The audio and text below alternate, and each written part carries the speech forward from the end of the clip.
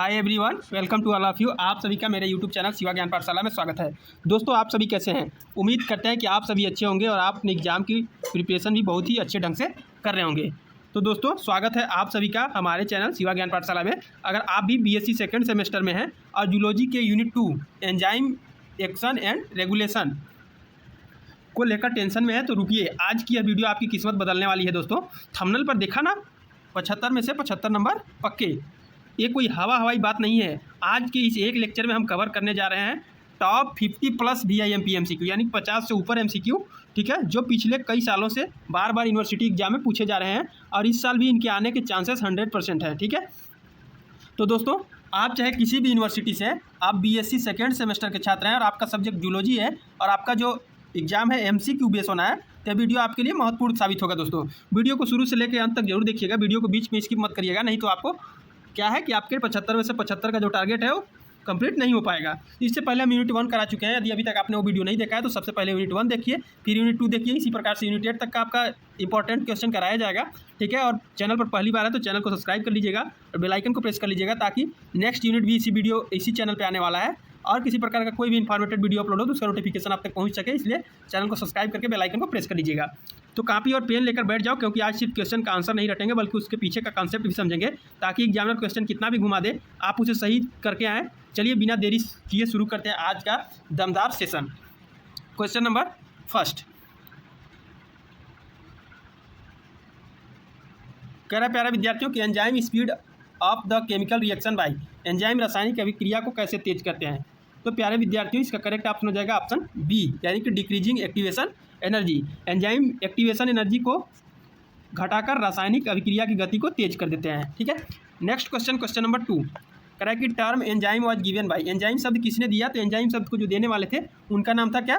कुहने। क्या नाम था दोस्तों? कुहने। और अगर पूछ दिया जाए कब दिए थे तो 1878 में। ठीक है, नेक्स्ट क्वेश्चन, क्वेश्चन नंबर 3 कह रहा है कि ऑल डाइजेस्टिव एंजाइम आर, सभी पाचक एंजाइम किस प्रकार के होते हैं? तो इसका करेक्ट ऑप्शन हो जाएगा सी, हाइड्रोलाज। ठीक है, हाइड्रोलाइज कहते हैं, यानी कि सभी पाचक एंजाइम होते हैं किस प्रकार के? हाइड्रोलाइज। ठीक है, जो पानी यानी कि H2O की मदद से जटिल अणुओं को तोड़ने का काम करते हैं।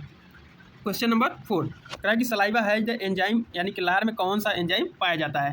तो इसका करेक्ट ऑप्शन हो जाएगा ऑप्शन सी, यानी कि टाइलिन। लार यानी कि सलाइवा में टाइलिन एंजाइम पाया जाता है, जिसे सलाइवरी एमाइलेज भी कहा जाता है और यह स्टार्च को पचाने में हेल्प करता है। क्वेश्चन नंबर 5 कह रहा है कि एयरलिस्ट नॉन एंजाइम वाज, सबसे पहले ज्ञात एंजाइम कौन सा था? तो इसका करेक्ट ऑप्शन हो जाएगा ऑप्शन सी, डाइस्टेज। ठीक है, यानी कि सबसे पहले खोजा गया एंजाइम डाइस्टेज था, जिसे 1833 में फ्रांसीसी रसायन शास्त्री ने खोजा था। नेक्स्ट क्वेश्चन देखेंगे प्यारे विद्यार्थियों, क्वेश्चन नंबर 6 कह रहा है कि what determines the specificity of an enzyme, enzyme की विशिष्टता किससे निर्धारित होती है? तो इसका करेक्ट ऑप्शन हो जाएगा ऑप्शन बी, प्रोटीन पार्ट से। ठीक है, किससे होता है? प्रोटीन पार्ट से, यानी कि एंजाइम की विशिष्टता उसके प्रोटीन भाग के 3D स्ट्रक्चर पर निर्भर करती है। आई होप कि आपको वीडियो समझ में आ रही होगी। दोस्तों, वीडियो थोड़ा सा भी हेल्प लगे तो वीडियो को लाइक जरूर करिएगा। और आपको पता है कि 50 लाइक का टारगेट रहता है सभी वीडियो पे, तो 50 लाइक का टारगेट आपने यूनिट 1 पे कंप्लीट किया तो आपको यूनिट 2 प्रोवाइड कराया जा रहा है। जैसे ही 50 लाइक का टारगेट इस वीडियो में कंप्लीट होगा, आपको यूनिट 3 प्रोवाइड कराया जाएगा। जितना जल्दी हो सके उतना जल्दी कराया जाएगा, तो आप लोग जितना हो सके उतना वीडियो को दबाकर शेयर करिए प्यारे विद्यार्थियों। ठीक है, और आप लोग कमेंट सेक्शन में बताइए कि आप किस यूनिवर्सिटी से हैं, आपका एग्जाम कब लगा हुआ है। कोएंजाइम क्या है? तो कोएंजाइम जो है एक प्रकार का नॉन प्रोटीन ऑर्गेनिक मॉलिक्यूल है। ठीक है, जो एंजाइम की मदद करता है, जैसे NAD और FAD। क्वेश्चन नंबर 8 कह रहा है प्यारे विद्यार्थियों की the part of enzyme where the substrate bind in is called, enzyme का वो भाग जहाँ सबस्ट्रेट जुड़ता है क्या कहलाता है? तो उसे कहते हैं प्यारे विद्यार्थियों, उसे कहते हैं क्या? एक्टिव साइट कहते हैं। उसे क्या कहते हैं? Active site. नेक्स्ट क्वेश्चन देखते हैं, क्वेश्चन नंबर 9 कह रहा है कि एंजाइम आर मेनली, एंजाइम मुख्यतः क्या होते हैं? तो एंजाइम मुख्यतः क्या होते हैं इसको आपको बताना है। तो इसका करेक्ट ऑप्शन हो जाएगा ऑप्शन बी, प्रोटीन। ठीक है, रासायनिक रूप से सभी लगभग एंजाइम प्रोटीन के बने होते हैं, राइबोजाइम को छोड़ करके। ठीक है, राइबोजाइम जो है एक्सेप्शन में है प्यारे विद्यार्थियों। क्वेश्चन नंबर 10 कह रहा है कि Michaelis Menten concept is represented by, यानी कि माइकेलिस मेंटेन स्थिरांक को किससे दर्शाया जाता है? इसका करेक्ट ऑप्शन हो जाएगा ऑप्शन बी, Km से दर्शाया जाता है। किससे? Km से। और यह एंजाइम और सबस्ट्रेट के बीच के लगाव यानी कि एफिनिटी को दिखाने का काम करता है। क्वेश्चन नंबर 11 करा है कि एपो एंजाइम क्या है। तो एपो एंजाइम जो है वो एक प्रकार का क्या है, नॉन प्रोटीन भाग है, ठीक है, यानी कि पार्ट है। एंजाइम के गैर प्रोटीन भाग को सामूहिक रूप से कोफैक्टर के नाम से एंजाइम के केवल प्रोटीन वाले भाग को एपो एंजाइम कहा जाता है, जो इनएक्टिव होता है, निष्क्रिय होता है, ठीक है। क्वेश्चन नंबर 12 कहा कि non protein part of enzyme का गैर प्रोटीन भाग क्या कहलाता है। तो कोफैक्टर कहलाता है। प्यारे विद्यार्थियों, आप लोग याद रखेंगे। क्वेश्चन नंबर 13 कहा कि enzyme rennet is use for. Rennet enzyme का उपयोग किसके लिए किया जाता है। तो इसका करेक्ट ऑप्शन हो जाएगा ऑप्शन बी, चीज मेकिंग, यानी कि रीनेट एंजाइम में रेनिन होता है, जिसका उपयोग डेयरी उद्योग में चीज यानी कि पनीर बनाने के लिए दूध को जमाने में इसका यूज होता है। क्वेश्चन नंबर 14 कहा कि बायोलॉजिकल कैटालिस्ट आर, जैविक उत्प्रेरक क्या कहलाते हैं। तो जैविक उत्प्रेरक जो है वो एंजाइम्स यानी कि सजीवों के शरीर में होने वाली रासायनिक अभिक्रियाओं को तेज करने वाले जैविक उत्प्रेरक एंजाइम कहलाते हैं। क्वेश्चन नंबर 15 कहा कि optimum temperature for enzymatic reaction in man is, यानी कि मनुष्य में एंजाइमिक अभिक्रिया का उपयुक्त तापमान कितना है। तो इसका करेक्ट ऑप्शन हो जाएगा प्यारे विद्यार्थियों ऑप्शन सी, यानी कि 37 डिग्री सेल्सियस, यानी कि शरीर का सामान्य तापमान होता है। क्वेश्चन नंबर 16 कहा कि एंटी एजिंग एंजाइम कौन सा है। तो इसका करेक्ट ऑप्शन हो जाएगा प्यारे विद्यार्थियों ऑप्शन सी, यानी कि ट्रिप्सिन। ट्रिप्सिन नहीं होगा, इसमें बी होगा, पेरोक्सीसाइड, यानी कि पेरोक्सीसाइड और कैटालेज एंजाइम में हानिकारक हाइड्रोजन पैरासाइड को नष्ट कर एंटी एजिंग यानी कि बुढ़ापा रोधी का काम करता है। क्वेश्चन नंबर 17 कहा कि मोस्ट डाइजेस्टिव एंजाइम आर, अधिकांश पाचक एंजाइम किस प्रकार के होते हैं। तो इसमें ऑप्शन आपका दिया है प्यारे विद्यार्थियों, ठीक है। तो इसका करेक्ट ऑप्शन हो जाएगा ऑप्शन सी, हाइड्रोलाइज, ठीक है, यानी कि अधिकांश पाचक एंजाइम भोजन के बड़े अणुओं को जल अपघटन द्वारा तोड़ते हैं, इसलिए हाइड्रोलाइज समूह में आते हैं। नेक्स्ट क्वेश्चन नंबर 18 करा कि लॉक एंड की थ्योरी वाज पोस्टुलेटेड बाय, यानी कि लॉक एंड की सिद्धांत किसने प्रतिपादित किया। तो इसका करेक्ट ऑप्शन हो जाएगा ऑप्शन बी, फिशर ने, ठीक है। और पूछ दिया जाए कब दिया, तो 1894 में दिया गया था, ठीक है।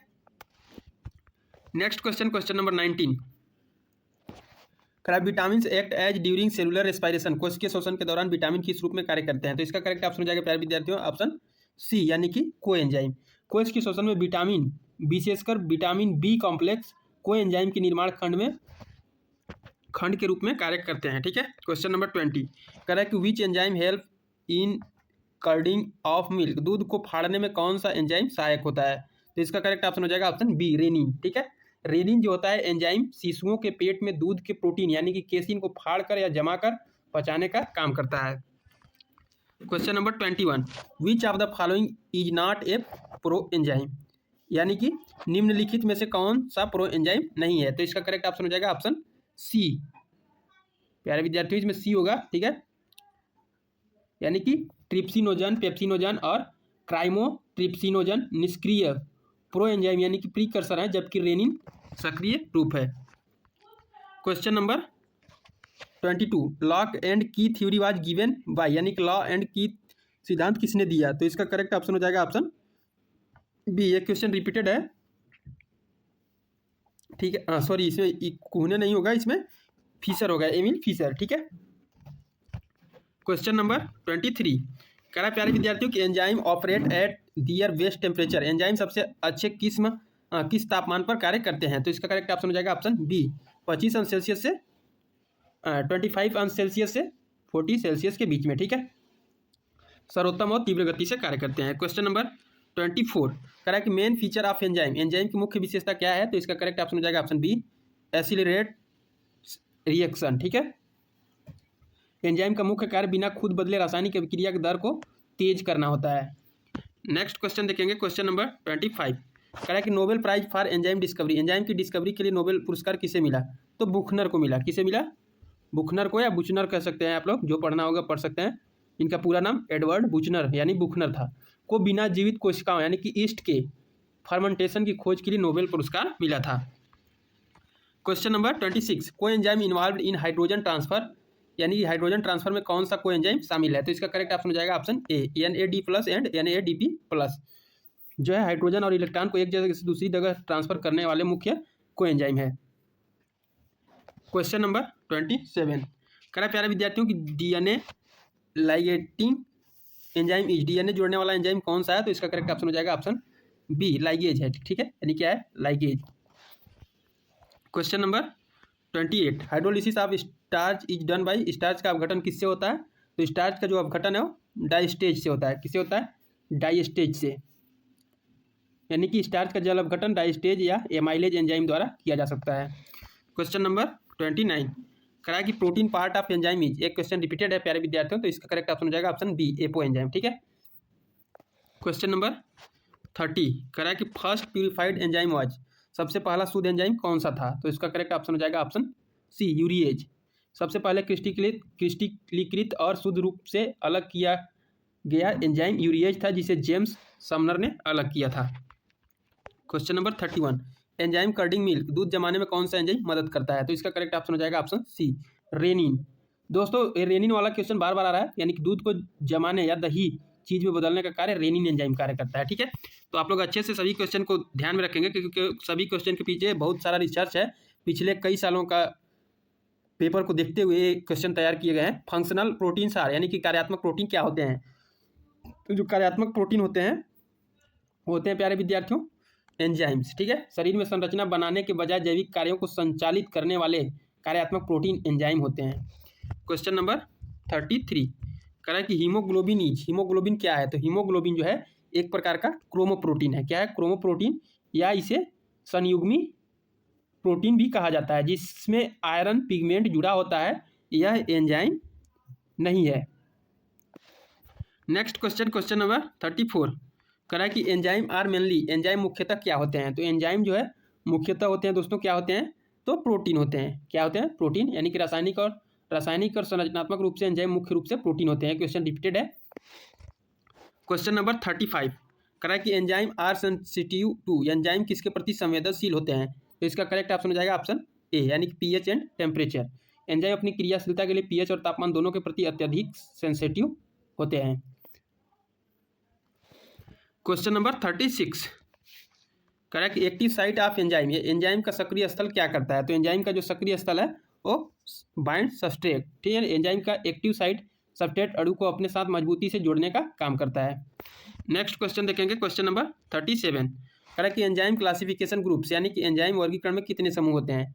तो इसमें जो है टोटल 6 समूह होते हैं, यानी कि IUBMB के अनुसार एंजाइमों को मुख्य रूप से 6 क्लासेस में वर्गीकृत किया गया है। कौन कौन? आप लोग नोट कर लेंगे, ऑक्सीडोरेडक्टेज, ट्रांसफेरेज, हाइड्रोलेजेज, लाइजेज, आइसोमेरेज और लाइगेजेज। ठीक है, आप लोग नोट कर लेंगे प्यारे विद्यार्थियों, हो सकता है एग्जाम में क्वेश्चन बन जाए। कराया कि एंजाइम अकर इन, एंजाइम कहाँ पाए जाते हैं? तो एंजाइम जो है यकृत में पाए जाते हैं। कहाँ पाए जाते हैं? यकृत में पाए जाते हैं। एंजाइम जो है यकृत में नहीं दोस्तों, इसमें सभी सेल में पाए जाते हैं। एंजाइम जो है सभी सेल में पाए जाते हैं। इसका सी बिल्कुल करेक्ट ऑप्शन हो जाएगा। आप क्वेश्चन नंबर 39, कह रहा है कि एंजाइम एक्टिविटी डिपेंड्स ऑन, यानी कि एंजाइम गतिविधि किस पर निर्भर करती है? तो एंजाइम जो गतिविधि है वो एक्टिव साइट पर निर्भर करती है, और किसी भी एंजाइम की पूरी गतिविधि उसके एक्टिव साइट की बनावट और उपस्थिति पर निर्भर करती है। क्वेश्चन नंबर 40, कह रहा है कि माइकेलिस मेंटेन कर्व इज, यानी कि माइकेलिस मेंटेन वक्र कैसा होता है? इसे आपको बताना है। तो ये होता है किस प्रकार का? तो ये होता है प्यारे विद्यार्थियों हाइपरबोलिक। कैसा होता है? हाइपरबोलिक, जिनकी आणविक संरचना अलग होती है लेकिन वे समान रासायनिक कार्य और अभिक्रिया को उत्प्रेरित करते हैं। क्वेश्चन नंबर 41, कह रहा है प्यारे विद्यार्थियों कि आइसो एंजाइम आर, यानी कि आइसो एंजाइम क्या होते हैं? तो आइसो एंजाइम जो हैं वो क्या होते हैं? तो इसका करेक्ट ऑप्शन हो जाएगा ऑप्शन बी, यानी कि डिफरेंट स्ट्रक्चर सेम फंक्शन, यानी कि आइसो एंजाइम वे होते हैं जिनकी आणविक संरचना अलग होती है लेकिन वे रासायनिक कार्य या अभिक्रिया को उत्प्रेरित करते हैं। ठीक है, question number 42, ribozyme are, ribozyme क्या है? तो राइबोजाइम जो है एक प्रकार का डीएनए एंजाइम है। क्या डीएनए एंजाइम है? सॉरी, डीएनए एंजाइम नहीं है, आरएनए एंजाइम है प्यारे विद्यार्थियों। ठीक है, राइबोजाइम प्रोटीन नहीं होते बल्कि ये उत्प्रेरक की तरह कार्य करने वाले आरएनए अणु होते हैं। नेक्स्ट क्वेश्चन, क्वेश्चन नंबर 43, करा कि एंजाइम एक्टिव एट, यानी एंजाइम किस तापमान पर सक्रिय होते हैं? तो इसका करेक्ट ऑप्शन हो जाएगा ऑप्शन सी। ठीक है, बॉडी टेम्परेचर, मानव शरीर के एंजाइम सबसे बेहतर तरीके से सामान्य शरीर के तापमान यानी कि बॉडी टेम्परेचर यानी कि 37 डिग्री सेल्सियस पे एक्टिव रहते हैं। क्वेश्चन नंबर 44 ताकि एग्जाम्पल ऑफ आइसो एंजाइम्स का उदाहरण है। तो आइसो एंजाइम का जो उदाहरण है वो LDH यानी कि लैक्टेट डिहाइड्रोजिनेज है, ठीक है। आइसो एंजाइम का सबसे प्रसिद्ध उदाहरण है जिसके 5 विभिन्न रूप पाए जाते हैं। Question number 45, enzyme function by enzyme कार्य करते हैं। तो ये आपका क्वेश्चन रिपीटेड है, तो इसका करेक्ट ऑप्शन बी हो जाएगा, डिक्रीजिंग एक्टिवेशन एनर्जी। एंजाइम रासायनिक प्रतिक्रिया के मार्ग की सक्रियण ऊर्जा को कम करके कार्य करते हैं। क्वेश्चन नंबर 46, आई होप प्यारे विद्यार्थियों को वीडियो आपको समझ में आ रही होगी। वीडियो समझ में आ रही होगी तो वीडियो को लाइक जरूर करिएगा और 50 लाइक टारगेट को जल्द से जल्द कंप्लीट करिएगा, तो आपको यूनिट 3 प्रोवाइड कराया जाएगा। और आप लोग कमेंट सेक्शन में कमेंट करके बताइएगा, ठीक है। वीडियो सब लोग देखते हैं लेकिन कमेंट लाइक बहुत कम लोग करते हैं, ठीक है। तो इसीलिए आपको वीडियो जल्द से जल्द प्रोवाइड नहीं कराया जाता है, ठीक है। तो ऐसा लगे कि आप लोग एक्टिव हैं, ऐसा नहीं कि इनएक्टिव लगे और हमें पता भी ना चले कुछ। तो सभी लोग कमेंट करके बताइएगा कि आप किस यूनिवर्सिटी से आपका एग्जाम कब लगा हुआ है। को-फैक्टर क्या है? तो को-फैक्टर जो है प्यारे विद्यार्थियों एक प्रकार का क्या है, नॉन प्रोटीन हेल्पर है, ठीक है, जो एंजाइम को सक्रिय करने में हेल्प करता है। क्वेश्चन नंबर 47 है कि विटामिन बी एक्ट एज यानी कि विटामिन बी कार्य करता है, किस तरह से काम करता है? तो विटामिन बी जो है वो इसका कोएंजाइम की तरह कार्य करता है, ठीक है। यानी कि विटामिन बी के अधिकांश रूप शरीर के मेटाबॉलिज्म में कोएंजाइम की तरह काम करते हैं। क्वेश्चन नंबर 48 है कि FMN and FAD derived from, FMN और FAD किससे बनते हैं? तो इसका करेक्ट ऑप्शन हो जाएगा प्यारे विद्यार्थियों विटामिन B2, ठीक है, जिसका रासायनिक नाम होता है riboflavin. Question number 49, enzyme are colloidal, enzyme किस रूप में होते हैं?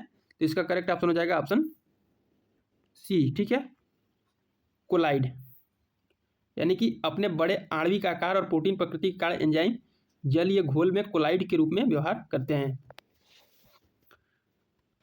क्वेश्चन नंबर 50 तरह की enzyme substrate reaction, enzyme substrate प्रतिक्रिया कैसी होती है?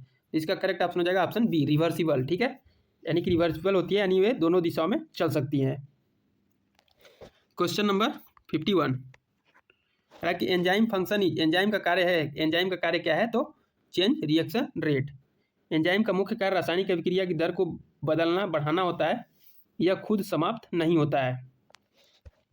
क्वेश्चन नंबर 52 कह रहा है प्यारे विद्यार्थियों के एमाइलेज प्रोडक्ट प्रोड्यूसेस, एमाइलेज क्या बनाता है? तो एमाइलेज जो है वो एक प्रकार का फ्रुक्टोज बनाता है। क्या बनाता है? फ्रुक्टोज नहीं दोस्तों, एक बनाता है माल्टोज। क्या बनाता है? माल्टोज। सी बिल्कुल करेक्ट ऑप्शन हो जाएगा। नेक्स्ट क्वेश्चन देख लेंगे, क्वेश्चन नंबर 53। क्वेश्चन यहाँ पे आपको फास्ट कराया जा रहा है दोस्तों, क्योंकि एग्जाम बहुत यूनिवर्सिटी का, कई ऐसे यूनिवर्सिटी हैं जिसका एग्जाम बहुत नजदीक लगा हुआ है, जैसे माँ विंध्यवासिनी यूनिवर्सिटी मिर्जापुर और उससे रिलेटेड जितने भी कॉलेज हैं उनका जो एग्जाम है वो बहुत ही नज़दीक लगा हुआ है, 29 मई को लगा हुआ है। कार्बोनिक एनहाइड्रेज इज, यानी कार्बोनिक एनहाइड्रेज क्या है? तो एक प्रकार का क्या है प्यारे विद्यार्थियों? तो ये है फास्ट एंजाइम है। क्या है? फास्ट एंजाइम, यानी कि कार्बोनिक एनहाइड्रेज मानव शरीर का सबसे तेज गति से कार्य करने वाला एंजाइम फास्टेट एंजाइम है, ठीक है।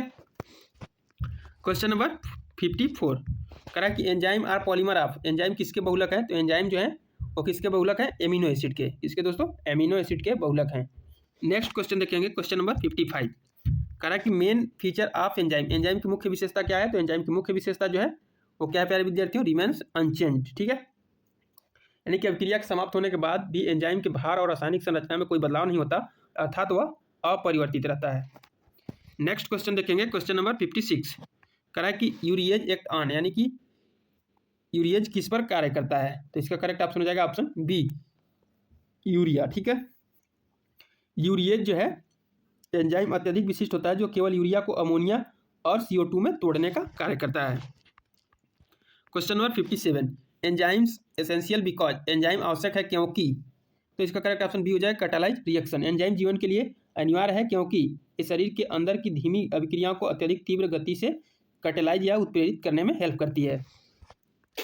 क्वेश्चन नंबर 58 करा कि एंजाइम इनहिबिटर, एंजाइम अवरोधक क्या करता है? तो एंजाइम जो अवरोधक होता है वो क्या करता है प्यारे विद्यार्थियों? तो ये इनएक्टिवेट्स करता है, ठीक है, यानी कि एंजाइम अवरोधक इनहिबिटर जो होता है सक्रिय स्थल को ब्लॉक करके या संरचना बदलकर एंजाइम को इनएक्टिव कर देता है।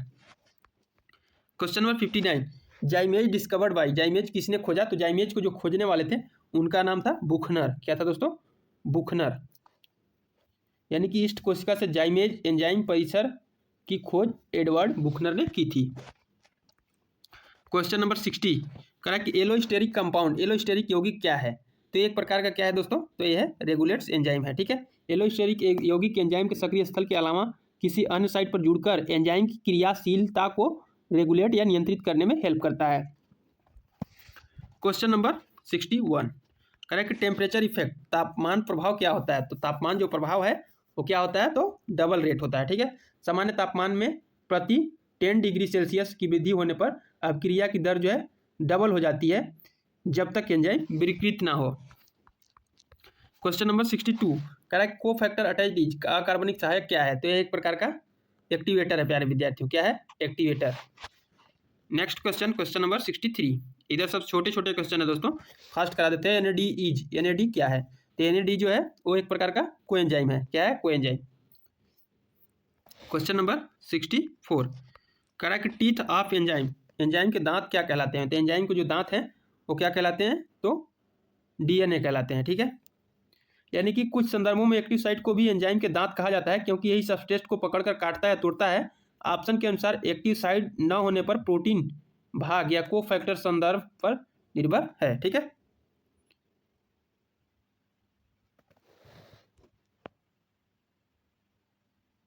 तो दोस्तों इसमें थोड़ा सा संदेह है तो इसे आप लोग देख लीजिएगा। तो इसमें वैसे ए बिल्कुल करेक्ट माना जाएगा दोस्तों, अगर इस प्रकार का ऑप्शन दिया रहेगा तो ए रहेगा, बी नहीं रहेगा, ठीक है।